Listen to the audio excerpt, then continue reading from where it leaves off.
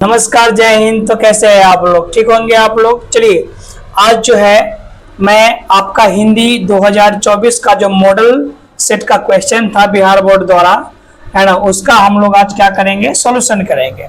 Okay, तो फटाफट आप लोग तैयार हो जाइए मेरे साथ और चलिए वीडियो शुरू करते हैं आज का।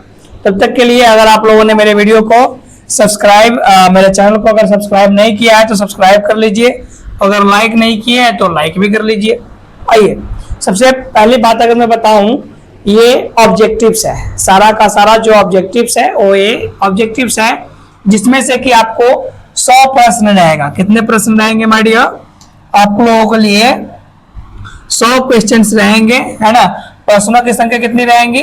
100 रहेंगे, जिसमें से किन्हीं 50 प्रश्नों का ही क्या करना है आपको, सही विकल्प को आपके वो जो बिहार बोर्ड के द्वारा OMR शीट दिया जाएगा उस पे ये किन्हीं 50 प्रश्नों का ही उत्तर देना है आप लोगों को। ओके, समझ पाए होंगे। और 50 जो सही सही है उसी को देना है, आपके द्वारा जो सही विकल्प है उसी को टिक करना है। अगर ऐसा नहीं कि आपको आंसर देना है 50 का, आप लगातार एक के बाद एक 50-60 का क्या कर रहे हैं, आंसर दे रहे हैं, कोई फायदा नहीं मिलेगा फिर, ठीक ना। सिर्फ और सिर्फ हमें 50 क्वेश्चन का ही आंसर देना है। ओके, तो चलिए बढ़ते हैं हमारे की तरफ।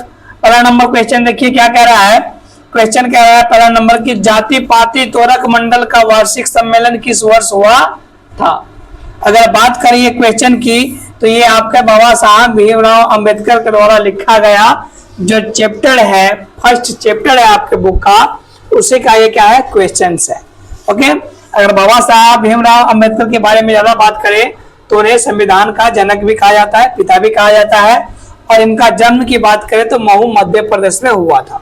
ठीक है, आइए, तो उन्होंने एक क्या किया था, जाति पाति तोरक मंडल नामक क्या किया था, सम्मेलन किया था, मीटिंग हुआ था। मतलब तो उनमें इन्होंने क्या किया था, एक लेक्चर दिया था। तो वो लेक्चर कब दिया था, किस वर्ष में दिया था? तो क्या 1935 में दिया था, क्या 1937 में, या फिर 36 या फिर 38 में? कब दिया था बताइए मुझे जरा आप। तो उन्होंने कब दिया था, उन्होंने 1936 ईस्वी में जाति पाति तोड़क नामक जो सम्मेलन था उनमें क्या किया था, स्पीच दिया था इन्होंने। ओके, चलिए नेक्स्ट नंबर क्वेश्चन की तरफ बढ़ते हैं। क्वेश्चन नंबर नेक्स्ट देख लीजिए क्या कह रहा है आप लोगों को। कह रहा है कि भीमराव अंबेडकर भारत में बेरोजगारी का एक प्रमुख व प्रत्यक्ष कारण किसे मानते हैं। सेम चैप्टर का क्वेश्चन है ना। बाबा साहब भीमराव अंबेडकर जो थे वो भारत में बेरोजगारी का कारण किसको मानते थे? ठीक है, क्या कार्य अनुकुशलता को, है ना, क्या उद्योगों की कमी को, क्या जाति प्रथा को, या फिर प्रतिकूल परिस्थितियों को? किनको? भारत में कार्य कुशलता की कमी नहीं थी, आप जानते हैं ये बात, है ना। और ना ही तो भारत में आज के दिनों में भी उद्योगों की कमी भी है, फैक्ट्री भी आज के दिनों में एक से एक है ना। बात करें तो प्रतिकूल परिस्थितियां का, अगर हम एक शिक्षक हैं, मैं अगर शिक्षक हूं तो क्या मैं खाली पढ़ा ही सकता हूं? बिल्कुल नहीं, और भी काम कर सकता हूं ना। तो ऐसा नहीं है कि मैं खाली पढ़ा करके ही जीवन का व्यतीत कर सकता हूं, ऐसा नहीं है। तो ये भी कार्य, यही बात नहीं था, तो बच क्या गया आपका ऑप्शन नंबर बी, जाति प्रथा, है ना। बाबा साहब भीमराव अंबेडकर जाति प्रथा को ही क्या मानते थे जी, भारत में बेरोजगारी का एक प्रमुख और वह प्रत्यक्ष कारण मानते थे। इसका कारण क्या था कि जो अगर निम्न जाति के लोग हैं उसे निम्न काम में मिले, और जो उच्च कोटि के लोग हैं, उच्च जाति के जो लोग हैं, वो बड़े बड़े पैमाने पे, बड़े बड़े पद पे रहे। ठीक है, तो इसीलिए भारत के जो हमारे संविधान के रचयिता है उन्होंने ये कहा कि जो जाति प्रथा है यही क्या है, सबसे प्रमुख और प्रत्यक्ष कारण है किस चीज का, बेरोजगारी का। ओके, आइए नेक्स्ट क्वेश्चन कह रहा है, पड़ोसियों के आवारागर्द छोकरे के साथ लट्टू कौन नचा रहा था, है ना। पड़ोसियों के आवारागर्द छोकरों के साथ लट्टू कौन नचा रहा था? तो क्या खोखा था, मदन था, रजनी थी, या फिर गिरधर था? को तो था कौन? बताइए मुझे। तो भैया आप बताइए, खोखा क्या था? शहंशाह का लड़का का नाम था, है ना, खोखा। ये भैया क्या किया था? गली में भी गया ही था लट्टू नचाने के लिए, वैसे ही क्या हो गया, मदन के साथ इसकी लड़ाई हो गई, ठीक है। और मदन ने एक झापड़ में क्या कर दिया, उसका दांत तोड़ दिया था, है ना। तो खोखा तो होगा ही नहीं। रजनी लड़की का नाम है, उसकी बेटी का नाम है सेन साहब के, ये तो जा नहीं रही थी। काफी सभ्य और सुशील लड़कियां थी, 5 लड़कियां थी सेन साहब के पास, पांचों के पांचों सभ्य और सुशील थी। गिरधर तो जा नहीं सकते हैं क्योंकि वो ड्राइवर थे गिरधर, है ना। वो क्यों जाएंगे भाई लट्टू नचाने, बच्चे तो ही ना है। तो कौन थे भैया? मदन जो थे वो पड़ोसियों के आवारागर्द छोकरे के साथ लट्टू नचा रहा था। तो आपका option number C is the right answer. Okay, आइए नेक्स्ट नंबर की तरफ बढ़ते हैं। तो ये देख लीजिए, चौथा नंबर क्वेश्चन क्या कह रहा है कि ना उम्मीद बुढ़ापे की आंख का ताला, आंखों का ताला है। कौन है? ना उम्मीद बुढ़ापे की आंखों का ताला कौन है? तो क्या मदन है, रजनी है, खोखा या शेफाली है? कौन है? मदन तो भैया ठहरा गिरधर लाल का बेटा, है ना, जो कि क्या थे, सेन साहब के यहाँ नौकरी कर रहे थे। इसका बेटा क्या इसके लिए आंखों का तारा था? बिल्कुल नहीं। शाम को जब आते थे, है ना, गिरधर, तो क्या करते थे भैया, ढंग से इसका कुचैया करते थे। किसका? मदन का, ताकि ये संभल करके रहे। लेकिन वहीं पे बात करें रजनी और शेफाली की, तो ये दोनों सेन साहब की लड़कियां थी जो कि काफी सभ्य और सुशील थी। और बात करें खोखा का, तो यही वो लड़का था, है ना। 5 लड़की के बाद सेन साहब का जो ये लड़का हुआ था खोखा, ये क्या था? सेन साहब के ना उम्मीद बुढ़ापे के आंखों का क्या था? ताला था। तो ऑप्शन नंबर बी आपका क्या हो रहा है? बिल्कुल करेक्ट आंसर हो रहा है। आइए नेक्स्ट नंबर क्वेश्चन की बात कर लीजिए। क्या है? किसकी खोज से हमारी ऐतिहासिक चेतना में नया अध्याय जुड़ गया है? बताइए। हम लोगों ने, है ना, ये बताना है कि किसकी खोज से हमें, है ना, ऐतिहासिक चेतना में नया अध्याय जुड़ा हुआ है। तो क्या संस्कृत का या उर्दू का या अंग्रेजी या फिर हिंदी का? किसकी खोज से? तो भैया संस्कृत के खोज से हमारे जीवन में, है ना, ऐतिहासिक चेतना में एक नया अध्याय जुड़ गया हुआ है। ठीक है, आइए नेक्स्ट की तरफ बढ़ते हैं। क्वेश्चन नंबर कह रहा है कि जहाज के डेक पर खड़े कितने वर्ष के सर जोन्स, है ना, ने देखा कि सूर्य ऊपर से डूब रहा है। तो ये जो सर जोन्स साहब से थे, ये कितने वर्ष के थे भैया? तो ये 37 वर्ष के थे। कितने वर्ष के थे? 37 वर्ष के। Option number B is the right answer. Okay, आइए कह रहा है नेक्स्ट, चारू चंद्रलेख ये क्या था? एक उपन्यास था। और इसके लेखक कौन है? क्या हजारी प्रसाद द्विवेदी है, या चंद्र मिश्रा है, अमरकांत है, या फिर भीमराव अंबेडकर है? कौन है इसके लेखक? तो इसके लेखक है हमारे हजारी प्रसाद द्विवेदी जी। कौन है? हमारे हजारी प्रसाद द्विवेदी जी, जो कि ऑप्शन नंबर ए है और वो बिल्कुल राइट आंसर है। ओके, नेक्स्ट नंबर क्वेश्चन की तरफ चले। तो कह रहा है हजारी प्रसाद द्विवेदी के अनुसार मनुष्य के नाखून किसके दिवांत, है ना, प्रतीक है? बताना है।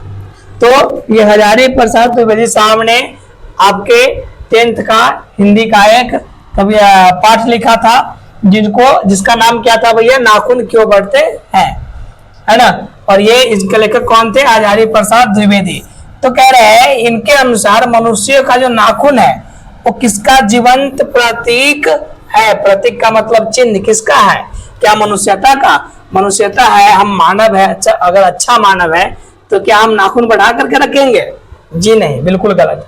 सभ्यता का, हमारा पास सभ्यता है कि क्या हम नाखून बढ़ा करके रखें? है सभ्यता? नहीं है। क्या सौंदर्य का, खूबसूरती के लिए हम नाखून बढ़ा करके रखते हैं? लड़कियां लोग रखती है, सब नहीं रखते हैं, और सब लड़कियां भी नहीं रखती है ना। तो कौन बच गया जी? पार्श्वी वृत्ति का, मतलब पशु के जैसे, है ना। अपने सुरक्षा के लिए पशु क्या करता है? नाखून रखता है। हम लोगों को सुरक्षा के लिए क्या है? आज के दुनिया में तो बहुत कुछ है हमारे पास। स्वयं इंद्र भगवान भी क्या किए थे, जब युद्ध हुआ था दानवों से, तो इंद्र भगवान भी ले गए थे हथियार मानवों से। हाँ जी, तो हमारे पास आज के दिनों में हथियारों की कमी नहीं है। तो ये किस चीज के लिए माना गया हुआ है, मनुष्य के नाखून को, तो पार्श्वी वृत्त के लिए माना गया हुआ है। ठीक है, अगला क्वेश्चन कह रहा है आपको 9वां नंबर क्वेश्चन कि हजारी प्रसाद द्विवेदी को किस रचना पर साहित्य अकादमी पुरस्कार प्राप्त है। तो हजारी प्रसाद द्विवेदी है ना, ये नाम ही काफी है। आप जानते हैं कि इन्होंने बहुत सारी साहित्य मतलब इन्होंने बहुत सारी रचनाएं कर दी है और इनको एक से बढ़कर के एक पुरस्कार भी मिल चुका है। तो बात यह है कि इनको साहित्य अकादमी पुरस्कार किसके लिए मिला है, तो ये मिला हुआ है किसके लिए, लोकापर्व के लिए, जो कि क्या है, ऑप्शन नंबर सी है और ये राइट आंसर है। ओके, आइए नेक्स्ट नंबर की तरफ बढ़ते हैं। ये देख लीजिए, नेक्स्ट नंबर क्वेश्चन कह रहा है 10वां नंबर कि बेतमा दान पत्र कब का है। बेतमा दान पत्र कब का है, क्या 1022 का है, 1030 का है, या फिर 1040 का, या 1020 का, कब का है बेतमा दान पत्र। तो भैया बेतमा दान पत्र कब का है, ऑप्शन नंबर बी क्या है, तो 1020 का है। कब का है, 1020 का है। ओके, नेक्स्ट नंबर की तरफ बढ़ते हैं। सॉरी, ये नेक्स्ट नंबर नीचे ही था। कह रहा दक्षिण भारत के पांड्य प्रदेश से किस राजा के पल्लियम ताम्रपत्र मिले हैं। पल्लियम ताम्रपत्र किस राजा के समय में मिला हुआ था, क्या राजा शंकर प्रताप के समय में, राजा सैबिक के समय में, या फिर राजा रत्नसेन के समय में, या राजा वरगुण के समय में, कब मिला हुआ था।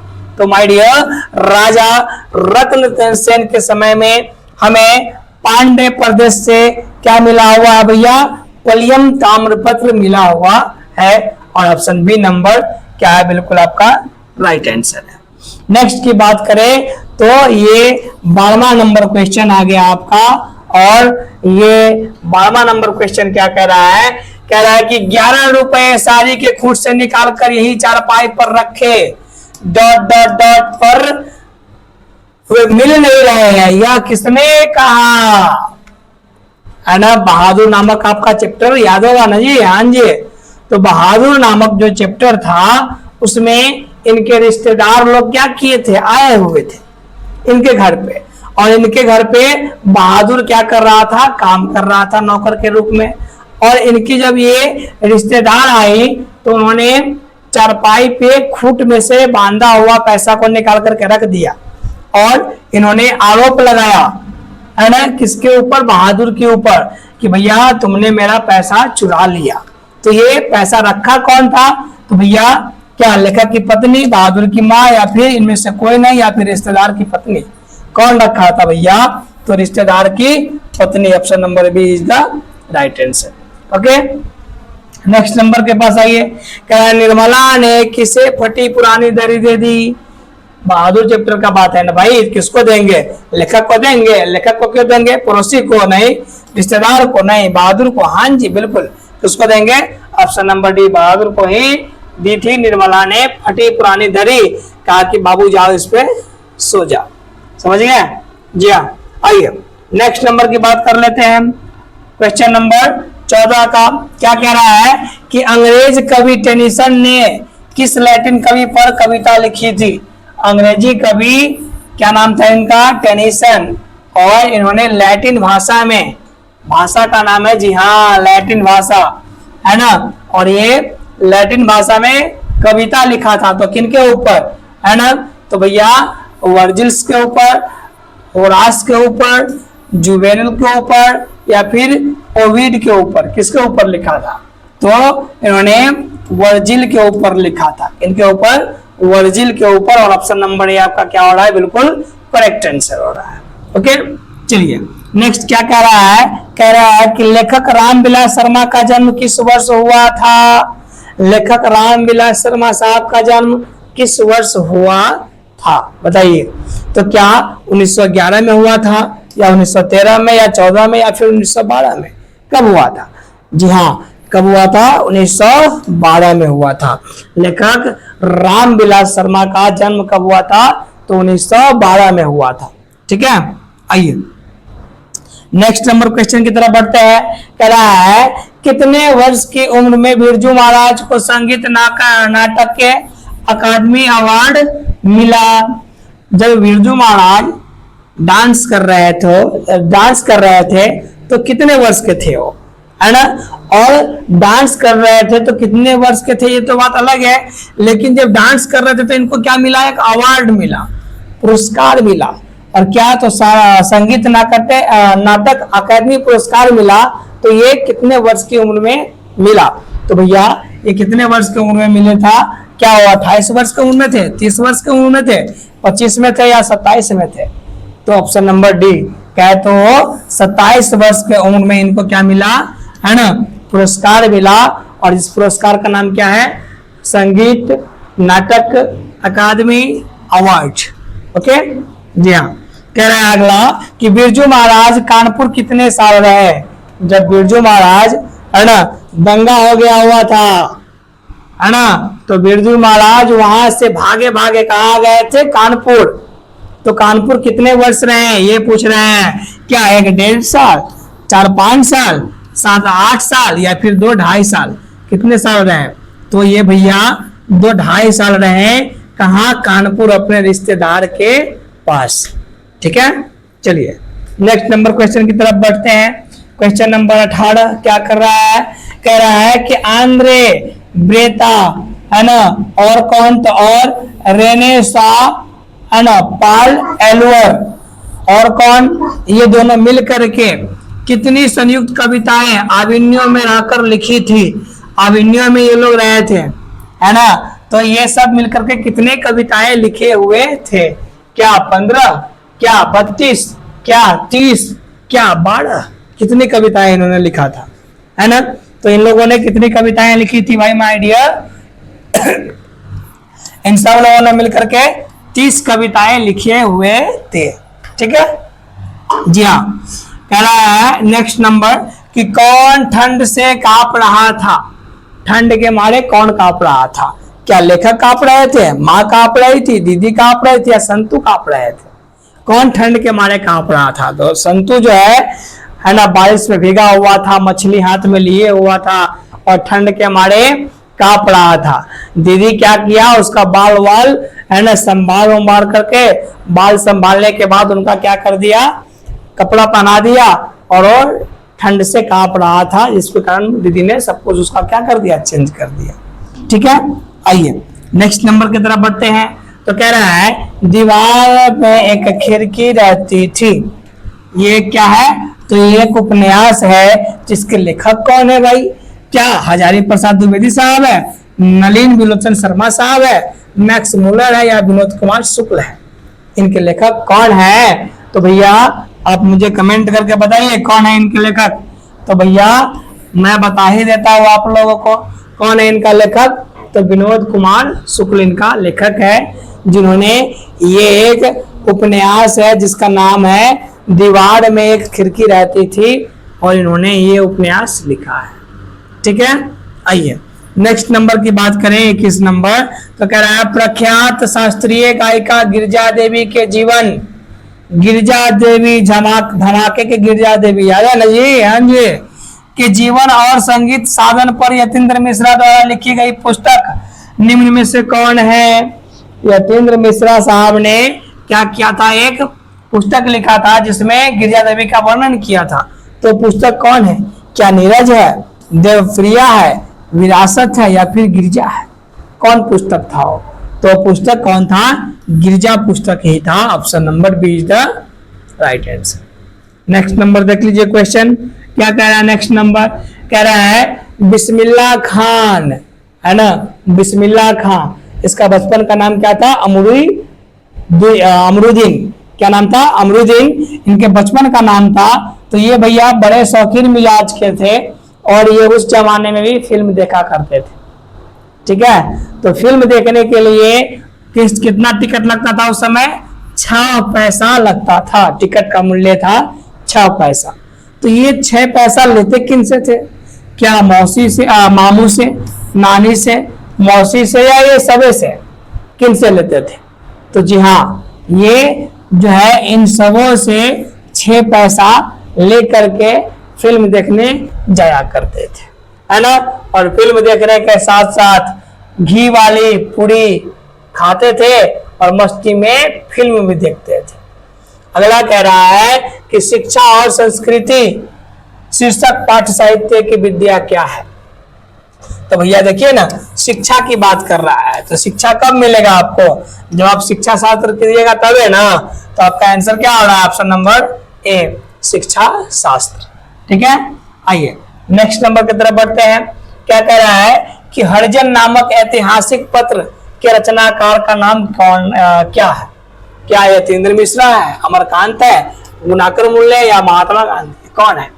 तो इसका सही आंसर कौन है, महात्मा गांधी। कौन है, Mahatma Gandhi is the right answer. कह रहा है नेक्स्ट नंबर 25 नंबर कि महात्मा गांधी के अनुसार उदात्त व बढ़िया शिक्षा क्या है। महात्मा गांधी जी जो थे ये कैसे व्यक्ति थे, तो ये भैया अहिंसक व्यक्ति थे। हिंसा को तो ये बिल्कुल मानते ही नहीं थे, है ना। सुभाष चंद्र बोस जी याद होंगे आपको, है ना। वो अहिंसक कर्म दल के नेता थे सुभाष चंद्र बोस जी, जबकि महात्मा गांधी नरम दल के नेता थे। और ये क्या कहते थे भैया कि हमें अहिंसक नहीं बनना है और हमें अहिंसक प्रतिरोध समाज का क्या करना है भैया, निर्माण करना है ना। सो ऑप्शन नंबर आपका C is the right answer. Okay, आइए अगला क्वेश्चन देख लीजिए। कह रहा है जिस स्वर के उच्चारण में 3 गुना समय लगे उसे क्या कहते हैं। अगर आप क्या कर रहे हैं, बोल रहे हैं और आपको 3 गुना समय लग रहा है तो उसको कौन सा स्वर कहते हैं भैया, तो उसे आप प्लुत स्वर कहेंगे। कौन स्वर कहेंगे, प्लुत स्वर कहेंगे। Option number D is the perfect right answer. Okay, चलिए नेक्स्ट क्वेश्चन। कह रहा है य र ल व कौन व्यंजन कहलाते हैं।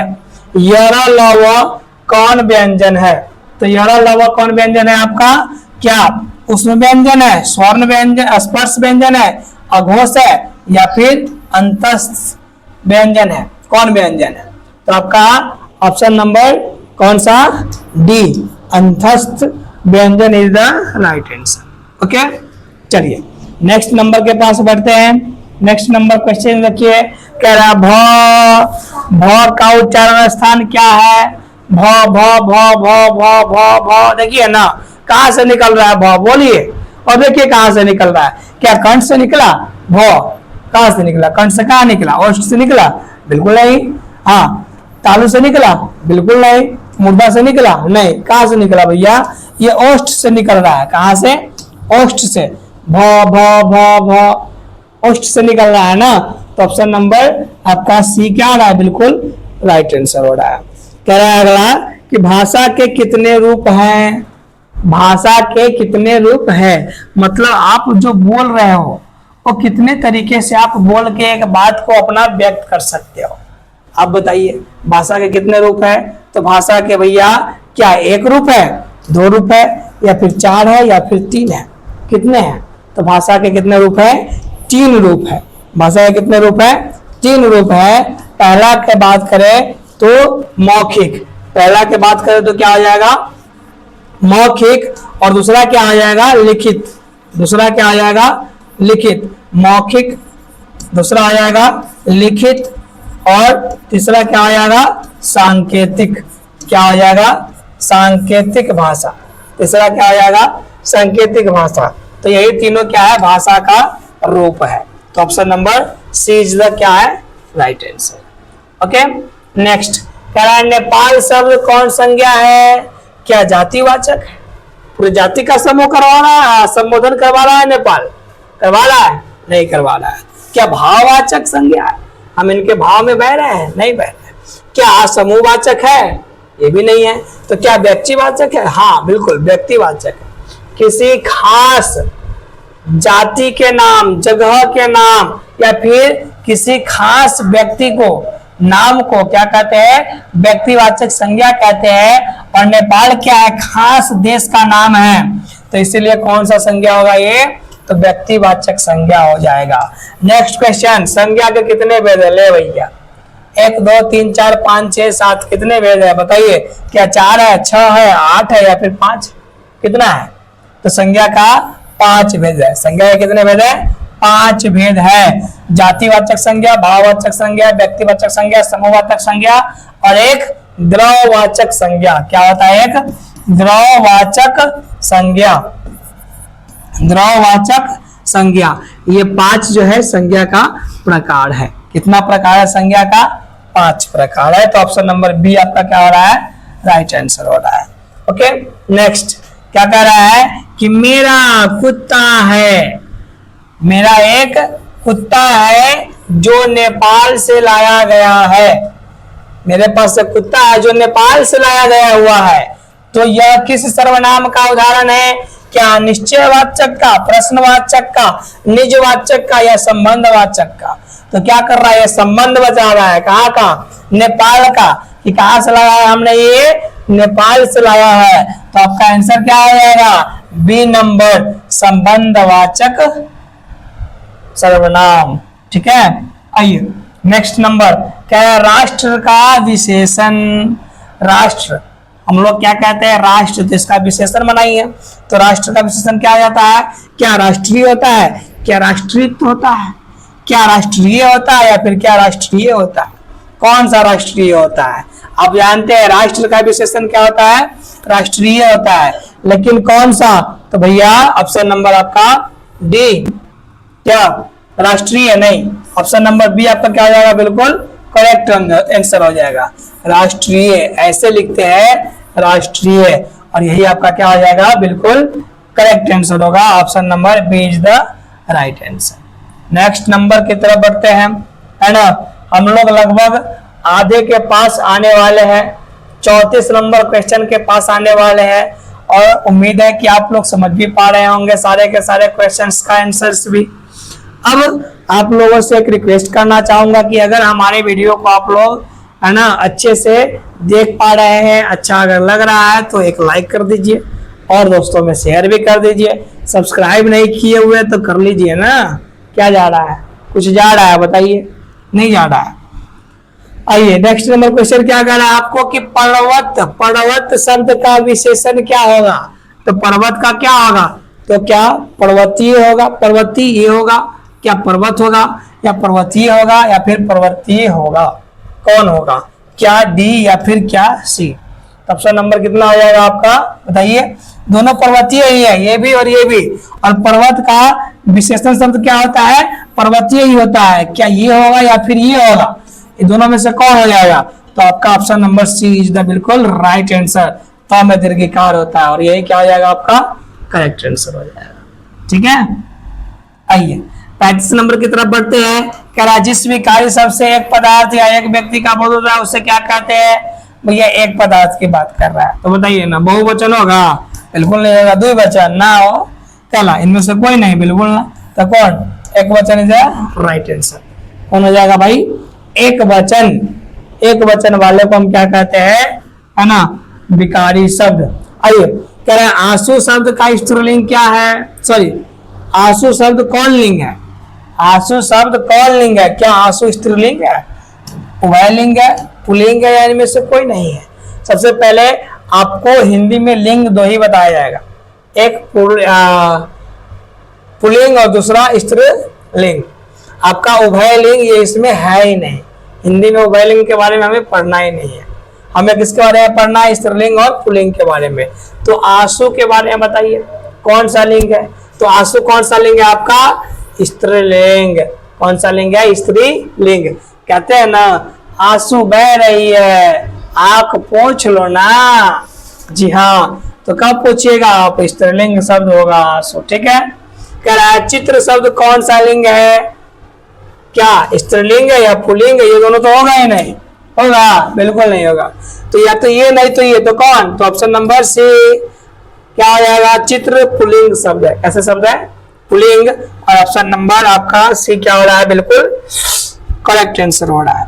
आइए कह रहा है हे भगवान मेरी रक्षा कीजिए, यह किस कारक का उदाहरण है? क्या अधिकरण का है, अपादान का है, संबोधन का है या संप्रदान का है? क्या कर रहे हैं आप? तो हे भगवान मेरी रक्षा कीजिए, ये क्या कर रहे हैं आप? संबोधन कर रहे हैं, भगवान को, तो कौन कारक हो जाएगा? संबोधन कारक। कौन कारक हो जाएगा आपका? संबोधन कारक। Option number B is the right answer. Next कह रहा है कि मोहन कलम से लिखता है। मोहन कलम से लिखता है, तो मोहन क्या कर रहा है? कलम से लगाव हो रहा है, और लगाव होगा तो कौन कारक? करण कारक। कौन कारक? करण कारक। ठीक है, option number D is the right answer. आइए नेक्स्ट नंबर की तरफ बढ़ते हैं। तो next number question 40 number question आ गया। कह रहा है निम्नलिखित में अघोष वर्ण कौन है? अघोष वर्ण कौन है? क्या स है, अ है, ह है, ज है? कौन सा है अघोष वर्ण? आपका है कौन इसमें से? तो घोष अघोष का ट्रिक डाल दिया गया है शॉर्ट में, आप जाकर के वहां से चेक कर सकते हैं। ठीक है, तो आपका अघोष कौन सा हो जाएगा जी? तो आपका अघोष हो जाएगा दंत स। कौन सा हो जाएगा? दंत स। Option number A is the right answer. और इसका ट्रिक जानना होगा तो शॉर्ट वीडियो में सर्च कीजिएगा, मैम बताई हुई इनका ट्रिक, और ये ट्रिक आप एक बार जाकर के जरूर देखिए वहां से। ठीक है, चलिए अगला नंबर क्या कह रहा है? कह रहा है कि गुरु नानक का जन्म कब हुआ था? है ना, गुरु नानक जी जो थे, है ना, इनका जन्म कब हुआ था? तो क्या 1468 में हुआ था, 1467 में हुआ था, या फिर 1465 में, या फिर 1469 में? कब इनका जन्म हुआ था? तो इनका जन्म हुआ था 1469 का है, तो option number B is the right answer. ठीक है, आइए अगला देखिए। कह रहा है सीखा शब्द का अर्थ होता है। सीखा, सीखा का मतलब क्या होता है मालूम है ना जी? हाँ जी, न कहते हैं सीखा है ये। सीखा का मतलब क्या है? बड़ी ऊंची है। और ऊंचा क्या होता है समझते हैं? ऊंचे को क्या कहेंगे? चोटी। क्या कहेंगे? चोटी। तो देखिए कौन सा है? बुद्धि नहीं, व्यर्थ नहीं, पहचान नहीं, चोरी कर दिए हुआ है, चोरी नहीं, यहाँ पे चोटी हो जाएगा। क्या हो जाएगा? चोटी। तो आपका आंसर क्या हो जाएगा? Option number B is the right answer. चोटी। क्या होगा? चोटी। तो शिखा का शब्द क्या होता है? शिखा का मतलब होता है चोटी। ठीक है, अगला। मोहन छवि रस खानी लखी अब दृग अपने नाही। किनके लेखक है ये? मतलब किस पंक्ति, किस कविता का पंक्ति है? क्या स्वदेशी का है, प्रेम यानी श्री राधिका का, या भारत माता का, या हमारी नींद का? किसका है ये? तो आपका ये प्रेम यानी श्री राधिका, प्रेम यानी श्री राधिका का ये क्या है भैया? पंक्ति है। नेक्स्ट नंबर क्वेश्चन देख लीजिए, क्या कह रहा है? कह रहा है प्रेम मार्ग का ऐसा प्रवीण और धीर पथिक तथा जवान दानी का ऐसा दवा रखने वाला ब्रज भाषा का दूसरा कभी नहीं हुआ है। कवि घनानंद के बारे में यह किसने कहा? आचार्य रामचंद्र शुक्ल ने कहा कि भैया है ना, जो हमारे प्रेम घन साहब है और ब्रज भाषा में ये जो कविताएं लिखते हैं, इनके जैसा लिखने वाला नहीं कोई है, अभी तक नहीं हुआ है ना। और ये ब्रज भाषा में बिल्कुल इस प्रकार कविता लिखते थे कि इनके दीवाने हो गए हमारे कौन? आचार्य रामचंद्र शुक्ल। और इन्होंने ये कह दिया कि भैया इनके जैसा कोई है ही नहीं। ठीक है जी हाँ, तो option number A is the right answer. कवि घनानंद अपने आंसू को कहाँ पहुंचाना चाहते हैं? याद होगा, कवि घनानंद का एक प्रेमी थी जिनका नाम क्या था भाई? बता सकते हैं? सुजान। क्या नाम था? सुजान था इनके प्रेमी का नाम। और ये अपना आंसू अब कहाँ पहुंचाना चाहेंगे? दिल टूट गया है बेचारे का, तो कहाँ पहुंचाना चाहेंगे? सुजान के आंगन में, जो कि ऑप्शन नंबर सी में है। और option number C is the right answer. कह रहा कि कौन कवि काव्य और जीवन दोनों क्षेत्र में भारतेंदु हरिश्चंद्र को अपना आदर्श मानते थे? तो भैया क्या कौन मानते थे? कौन लग रहा है? भारतेंदु हरिश्चंद्र को अपना आदर्श मानते थे ये कवि। कौन थे वो? क्या सुमित्रानंद पंत थे? क्या कुंवर नारायण थे, बद्री नारायण चौधरी प्रेमगंज थे या रामधारी सिंह दिनकर थे? कौन थे जो भारतेंदु हरिश्चंद्र को अपना आदर्श मानते थे? तो भैया ये प्रेमगंज, जिसका पूरा नाम बद्री नारायण चौधरी था, और यही है जो है भारतेंदु हरिश्चंद्र को अपना आदर्श मानते थे और उनके जैसा ये क्या करते थे, कविता लिखते थे। ठीक है, हाँ जी। आइए कह रहा है अगला कि भारत माता शीर्षक कविता किस कविता संग्रह से संकलित है? भारत माता, कौन माता? भारत माता किस कविता से ये है ना संग्रह से संकलित है? क्या पल्लव से है, बीना से है, ग्राम्य से या ग्रंथि से है? किससे है? तो भैया ग्राम्य से है। किससे है? ग्राम्य से, जो कि ऑप्शन नंबर बी है, और option number B is the right answer. आइए नेक्स्ट नंबर क्वेश्चन कह रहा है दैन जरित अपलकनत चितवन अंधेरों में चिरने डबरोदन, है ना? क्या कहा कि दैन जरित अपलकनत चितवन अंधेरों में चिरने डबरोदन। ये जो पंक्ति है, क्या पंक्ति है, जय हो भारत माई। यह जो पंक्ति है यह किस कविता का है? एक वृक्ष की हत्या का, अक्षर ज्ञान का, जनतंत्र का जन्म का, या भारत माता का? तो भैया कौन सा का है? भारत माता का ही है।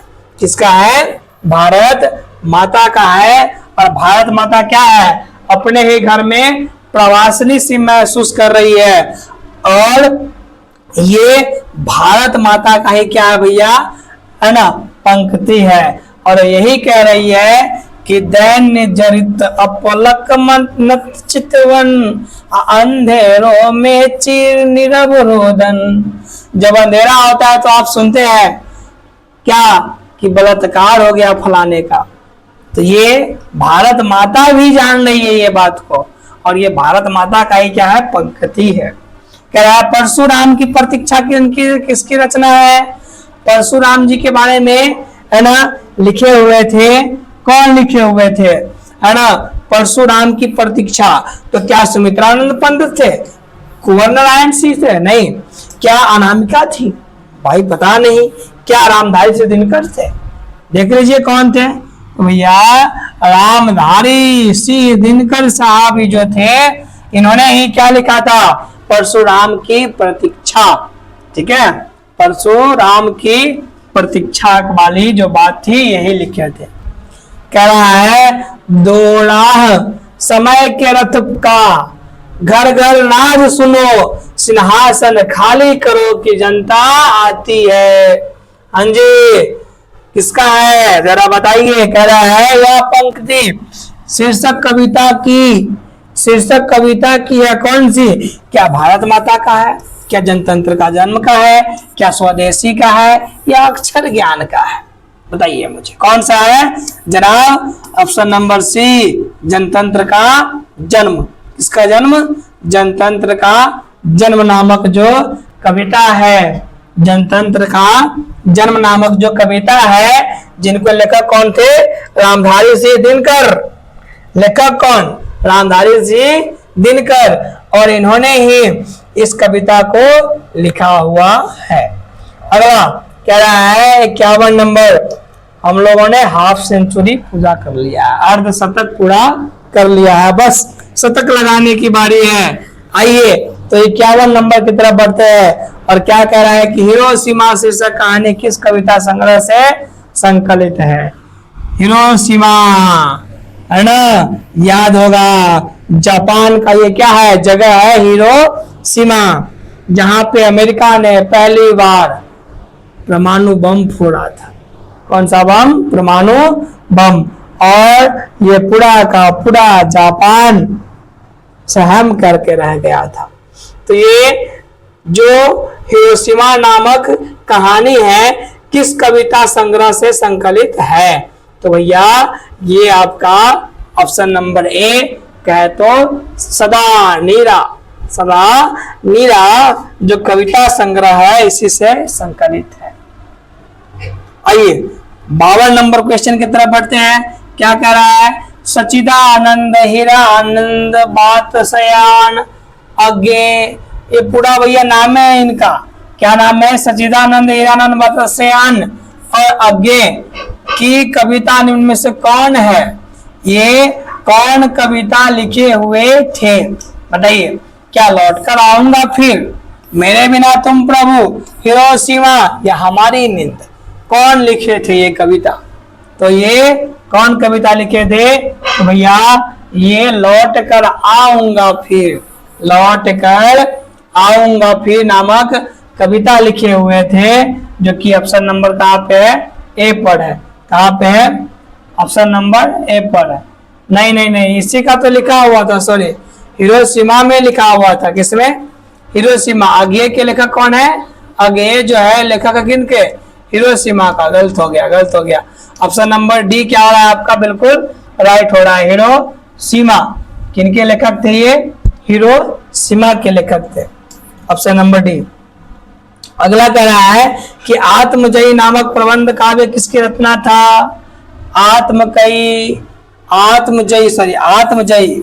आत्मजयी नामक जो प्रबंध काव्य था, इनके रचनाकार कौन थे? क्या जीवनानंद दास थे, रस खान थे, वीरेंद्र डंगवाल थे या फिर कुंवर नारायण थे? कौन थे भाई? तो इनका कौन थे बताइए जरा। तो इनका जो है ना लेखक थे, ये कौन थे? कुंवर नारायण साहब थे। कौन थे? कुंवर नारायण साहब थे। ठीक है, आइए नेक्स्ट की तरफ बढ़ते हैं। एक वृक्ष की हत्या शीर्षक कविता में कौन हमेशा चौकन्ना रहता है? बताइए। एक वृक्ष की हत्या, है ना, क्या मनुष्य रहता है, सैनिक रहता है? इनमें से कोई नहीं है। वृक्ष कौन रहता है हमेशा चौकन्ना? तो भैया वही खाकी वर्दी में खड़ा रहता है, अंधेरा हो, धूप हो, वर्षा हो, छाव हो, और कौन है? तो भैया वृक्ष है। आइए, कह रहा है किस काव्य संग्रह पर वीरेंद्र डंगवाल को साहित्य अकादमी पुरस्कार प्राप्त हुआ है? कौन से? जो काव्य संग्रह है जिसपे जो लेखक है हमारे वीरेंद्र डंगवाल साहब, जिनको साहित्य अकादमी पुरस्कार मिला हुआ है, इसी दुनिया में नहीं, स्याही ताल में बिल्कुल नहीं, कवि ने बिल्कुल नहीं। क्या? तो ये दुष्चक्र में